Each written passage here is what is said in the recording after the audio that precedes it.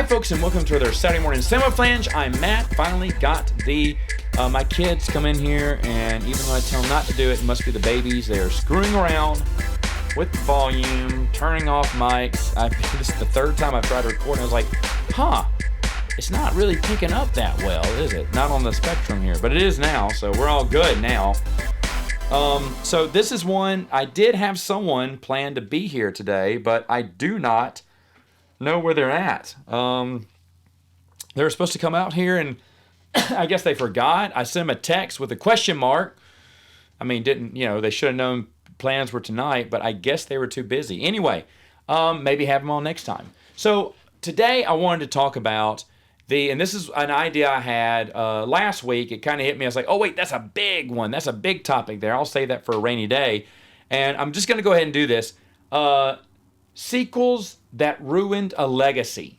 Top 5 sequels that ruined a legacy, I think is what I'm calling. A legacy of films, a legacy of film, a continuity of a lot of films together.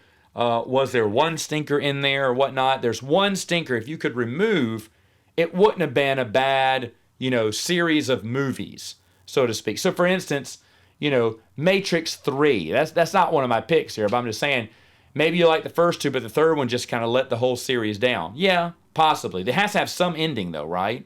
But that really wasn't that good. So it's something in that vein. Now you may say it is Matrix 3 or Matrix, Reloaded. Oh, I just forgot. I just remember they made another one. Yeah. But you know what? That would be an honorable mention. That last Matrix movie was so horrible. So horrible. It made 3 look great. But Matrix 3 wasn't as good. It was a step down too. So let me make sure before I say this. Yes, all of these movies were good in their own right. And this one was just a huge step below. A huge step below for the rest of the movies. It's hard to have a line of just one great movies. Dadgummit. Now I've thought about another one while I'm doing this. Holy crow. Oh my good. And here I've been debating if I had everything. And I was looking over it and I said, yeah, I think I have it all. And you never want to do this on like YouTube. Let me put this down though. Hold on. Because I'm going to put that one in somewhere because that one's terrible.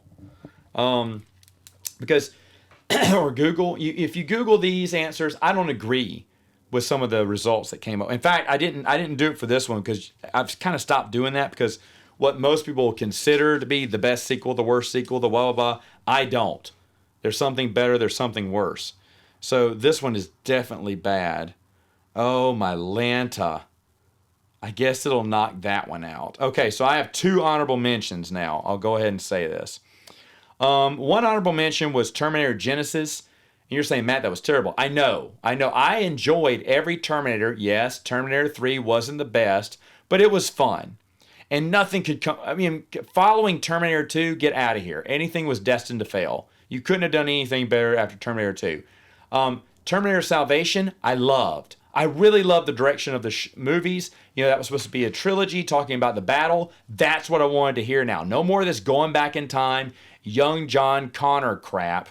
I wanted to hear about the battle, but of course that didn't make money, so they moved back to Arnold and to Terminator Genisys, and it was horrendous. Horrendous, beyond bad. And the last one that came out, didn't even watch it. Can't eat to this day, can't bring myself to watch it. I just can't, because Genisys is so bad. So that one may have been bad or worse. I don't know how it could be worse than Genisys, but Genisys was just so awful. And I think I told this story. I even won a free ticket that night to go see it. And I was like, oh, well, for free, I'll go see it. And it sucked. Oh, it sucked. It was so bad. But that is an honorable mention. Another honorable mention now is the next Karate Kid. Karate Kid 1 is solid. It's a classic. 2 is good. It's good. I've enjoyed it more over the years. And I have lovingly adopted 3 as my favorite.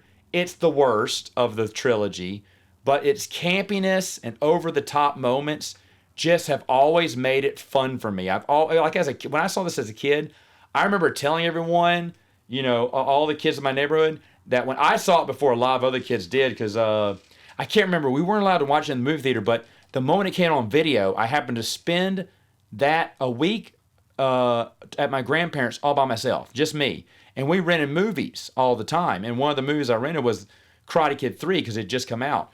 And I remember watching it. And I told everyone back in my neighborhood back home it was the best one. And I really did. I thought it was the best Karate Kid. And then years later, growing up, I watched it again. I was like, oh, this is terrible. But it's over-the-top acting that I always enjoyed. But the one that I cannot enjoy ever is the next Karate Kid. Now, I don't know in Cobra Kai if they're going to bring Hilary Swank back. That's the only movie they have not made a connection to, so it makes sense in the last season they would do that. I don't know. I'd kind of rather them not, because the next Karate Kid is garbage. It is there is nothing good about the next Karate Kid. It is awful. It is so bad. They tried to reboot the series with a new Karate Kid, but of course it was just so terribly written. So terribly written. And it's just terribly acted and everything. Everything from top to bottom is terrible about this movie. I own all 3 Karate Kids. I will never own Next Karate Kid. Next Karate Kid was bogus. We did watch it in preparation for Cobra Kai because we watched 1 in theaters. I let everyone watch. My buddy and Benjamin likes 2. And then 3, I said, oh, you guys got to watch this. And I was pumping it up because I love it, but it was super campy, and we all enjoyed it for the wrong reason, or the right reason maybe now. But Cobra Kai has incorporated 3 so much into its lore that it's amazingly good. Amazingly good. They even kind of retconned a lot of stuff to make 3 awesome, in my opinion. But the next Karate Kid, we watched it. Everyone eye-rolled. We hated it. We all agreed we hated it. And it ruins what is just a great series. So that would be my closest honorable mention. And oh my Lanta, where is this new one going to fit? I will not fit it in here. There's 1, 2, I'll bring it up a little bit. So number five is Batman and Robin. Durr, right? Batman Returns are excellent films. Excellent films, love them. Batman Forever. I enjoy that. The only drawback is that Two-Face is made to act like the Joker, and I hate that. But everything else, I like Val Kilmer. I like Meridian Chase, the new Femme Fatale. I thought there were some good, Nicole Kidman and everything. And I love Jim Carrey as the Riddler, And Chris O'Donnell as Robin, not really the biggest fan, but overall, it's an enjoyable film. I remember my brother and I were watching all the Batman movies one summer. These were our summer list of movies we were going to watch together. And we loved Batman Forever. My brother even turned to me, he's like, that wasn't as bad as I remembered. I said, no, it was pretty good. It wasn't the best, not like the Michael Keaton ones, but it was, Val Kilmer did a great job. And then they came out with Batman and Robin, and of course the whole ship sank. And you could kind of say this about the Superman movies. Christopher Reeves and Superman 4. Superman 4 is horrendous. Yet Christopher Reeves, he gives an A+ performance. He does not, mail in his performance. Even though he knew during filming, according to a lot of cast and crew, that this movie was going to be a flop. He knew it was going to be garbage. But he still gave it his all because he was a professional back then, and he is awesome. Some of the Clark Kent scenes in Superman 4 are the best scenes in the movie and some of the best scenes in the series. Because Christopher Reeves is excellent. The story is garbage, but Christopher Reeves kind of saves that one. There's nothing redeemable about Batman and Robin. Wes and I watched it, I think last year, and re-reviewed it, and it's just as bad as I remember, somewhat worse. It has not gotten better with age, or funnier with age. It's not even bad funny anymore. But that's why it's number 5 here. Number 4 is going to be Tremors 4. I love the Tremors series. I'm a big Tremors fan. Tremors 1, classic. Everyone's seen that one. Most of them have. Tremors 2 is my favorite in the series. I think it's excellent. When I read this biography about Tremors, supposedly Kevin Bacon's son thinks Tremors 2 is the best one yet. He's like, Dad, why didn't you get star in this one? It's better than yours. And I'm so jealous. It did get 1 movie screening for his high school. They went and played it in a movie theater. So it only got 1. It kind of got a theatrical release in a way. But I so wish I could have seen it in theaters. It is fantastic. Honestly, better than the first one in my opinion. The third one is enjoyable. It's a step below everything else. It's enjoyable. And the fourth one, this is back when prequels, the Star Wars prequels were coming out, and everyone started making a prequel to their film. And so with zero money in their account, they made the cheapest, lowest budgeted fourth film slash prequel. And it's just a stain on Tremors. Because 5 is good, 6 is weak. Probably the second weakest in the series, to be honest. But thankfully 4 is there, you know. And then 7 is good. Again, they ended strong, and that's it for the series. But regardless of that, 4 is just atrocious. There is nothing redeemable about 4. And it's sad because, I mean, these movies are camp, right? The only sad thing to me is after Tremors 5, they stopped naming them Tremors 6, 7, 8. I wish they would have, or 6 and 7, because now it's kind of hard for people to know which order they came in. But for me, Tremors 4, I wish it never existed. I wish they would have done something different. Even the Tremors TV show, which came out prior to 4 on Sci-Fi Channel, is excellent. It really is a good show. It really is a great show. But Tremors 4, atrocious. Never should have been made. When I watched these with a friend of mine who'd never seen them, but he wanted to. This is back when Tremors 5 was about to come out. You know, it'd been a while between 4 and 5, so he got excited. He came over to my house, and every night we watched 1, 2, 3, 4. And I said, do you want to skip 4 and get right to 5? He went, no, we got to watch 4. I was like, but 4 really sucks. He went, no, we got to watch all of them. And I get that because I'm a completist too. Even though I said this is a prequel, it has nothing to do with anything. And I doubt they'll mention this in episode and the next movie, because this is he said, no, I want to see it. It was done out in the Wild West. They just have the frames of housing, and they show that it's just the frames of the fronts, and then it's just like wood in the back. Like, it's not even, they're on a Hollywood set, but they describe it as, oh no, they're building the town. They just, took a break for the week while y'all were filming, or they took a break because the worms had come. But it's like the front of every, store and home had been completed, but the backs still had just wood frames around them. No, it's a Hollywood set, but that's the best you could come up with because it was cheap. You filmed on some cheap Hollywood set that was already pre-made for something else, and they had, honestly, they had zero budget. They probably reused costumes, everything. This movie cost them nothing. They probably had to pay the star, oh gosh, now I forgot his name all of a sudden, but they had to pay him, and that was it. They didn't have to pay. I bet the cast was just new actors. They paid them the bare minimum to do the movie, and the movie was made for the cheapest movie ever in this franchise. I bet was 4, and you could tell. I mean, it was a TV movie that premiered on Sci-Fi, I think, and it was just garbage. It looks like the cheapest of sci-fi movies, And for me I'm such a big Tremors fan, but for something like this to happen is just a shame. It's a shame for the series, and if we rewatch them again, I'm usually someone who is a completist. I like to watch them all in chronological order. I think I might even skip 4. I think it is that bad, in my opinion. Should never be on here, but yay, again, it's on the list. Okay, so that was, what was that, 3? So these are now out of order, so I'm looking at this. I got 1. No, that was 4. So then I got 1. Where's the other one? Oh, there it is. 2, 3. Which one? I'm trying to figure out where this new one should go, folks. Okay, I'll put it in here. Number 3, the one I just remembered. And here's the funny thing, real quick. I've been racking my brain, coming up with legacy movies more, with let me see. Do all these have more than 3 entries? Yes, all of them have more than 3 entries. So not trilogies, just legacy movies where they just have one giant stinker. There's a lot of legacy movies that I don't think do. I mean, Fast and Furious is not going to be on this list. Those are all popcorn films. Yes, they're not the best. Yes, they're not the brightest. And a lot of them are just cheap schlock, but it's fun. What's another one? Don't make this. I love every Mission Impossible.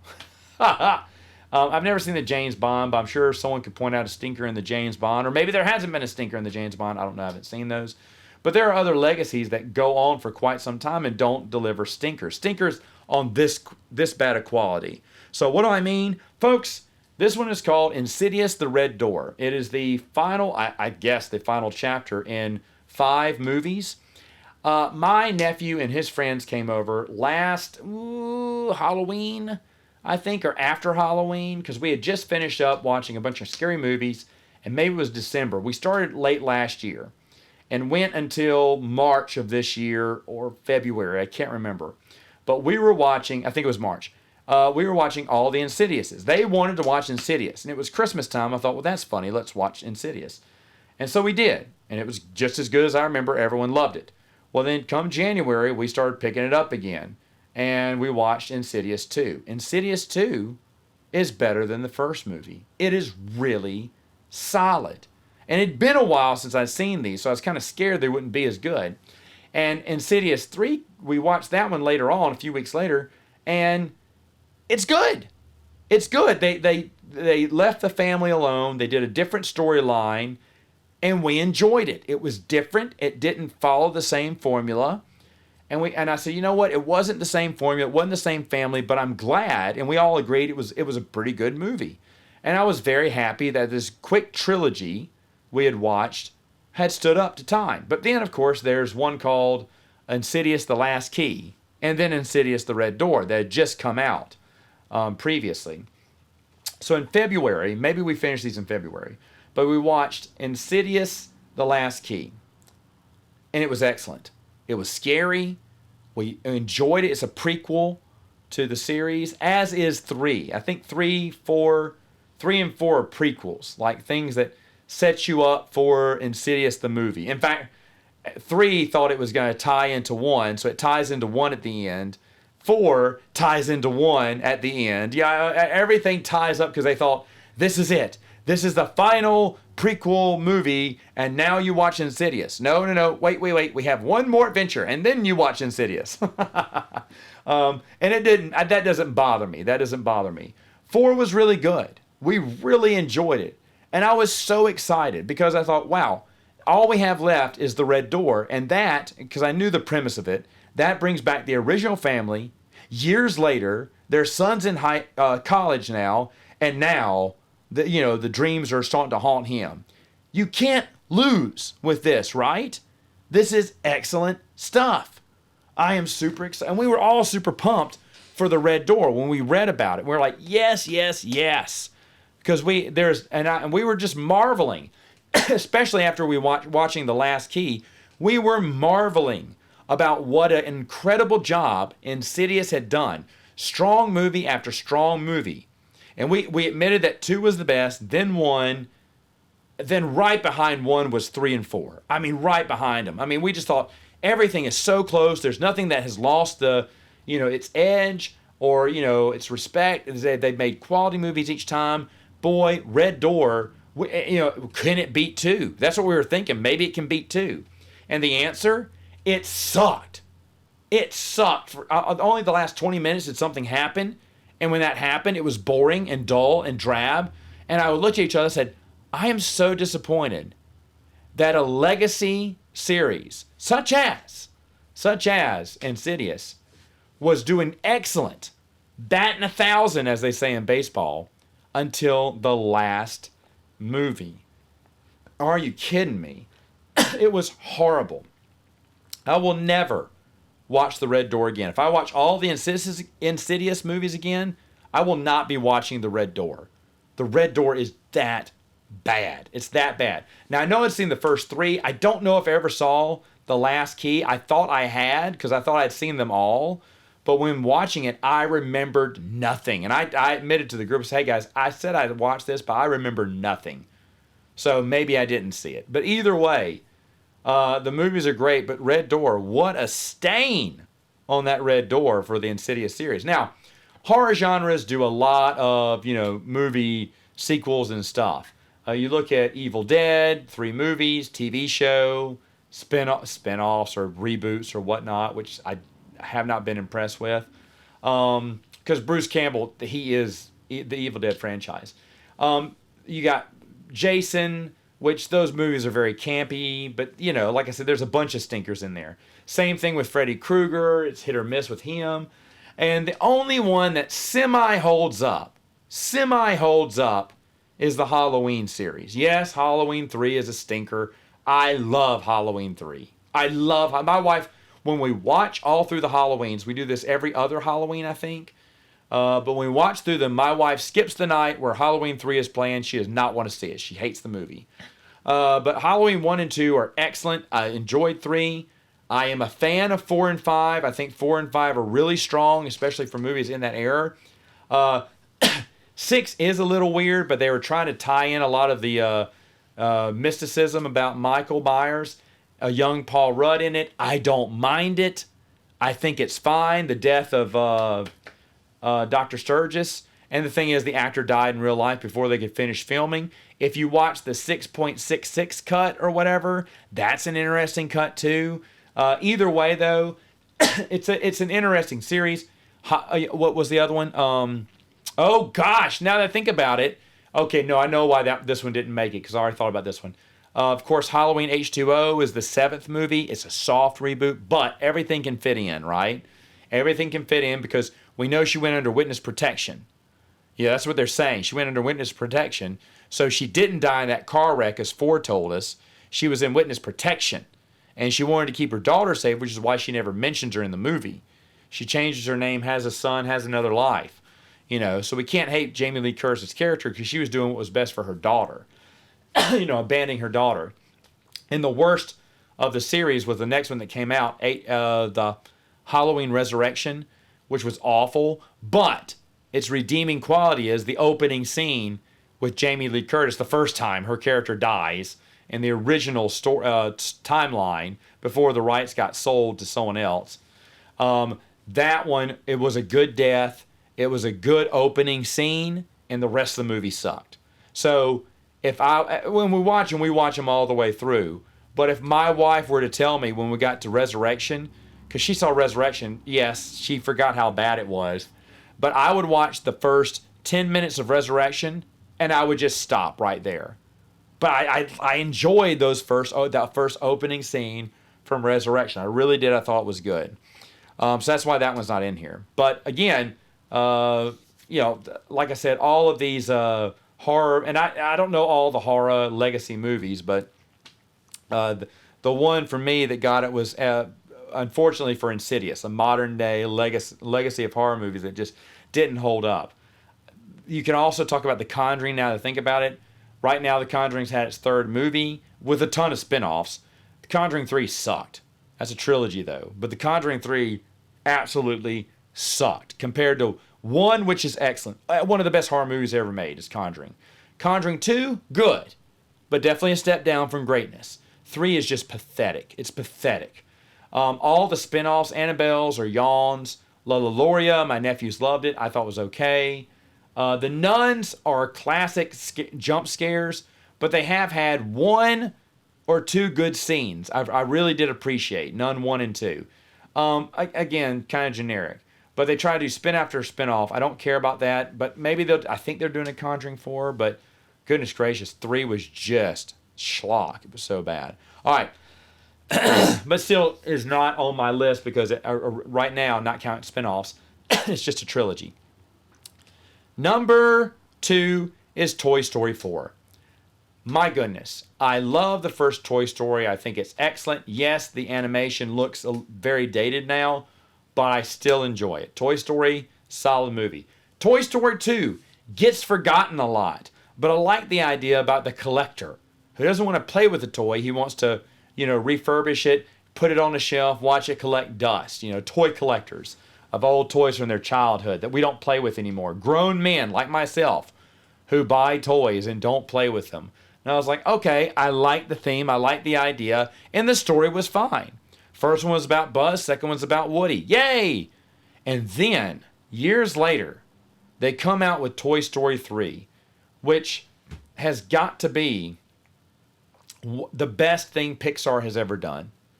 The best movie Pixar has ever done is Toy Story 3. I mean, they got the formula down pat.